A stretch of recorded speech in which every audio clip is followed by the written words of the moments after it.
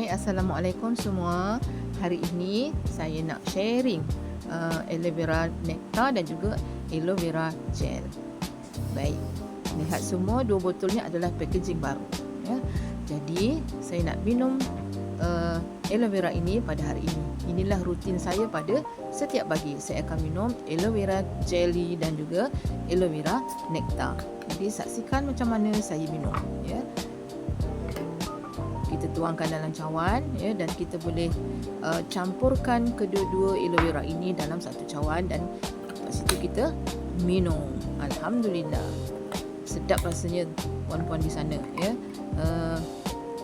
Sebenarnya kedua-dua ini adalah aloe vera jelly dan juga aloe vera nectar ini kegunaannya untuk paling utama ialah cuci usus ya, dan yang aloe vera nectar ini adalah untuk dalaman ya. Kita ini yang sebagaimana dianggap sebagai wanita yang banyak kerja di rumah ya, dan saya sekarang ini berumur 58 tahun ya, dan insya-Allah saya akan consume ya kedua-dua aloe vera ini ya sehingga bila-bila ya, selagi manusia ada usus dan juga ada salur-darah insya-Allah.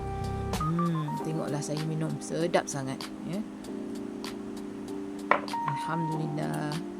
Semoga saya diberi kesihatan yang baik oleh Allah SWT asbab minum kedua-dua aloe vera ini. Baik, okey, bye. Assalamualaikum.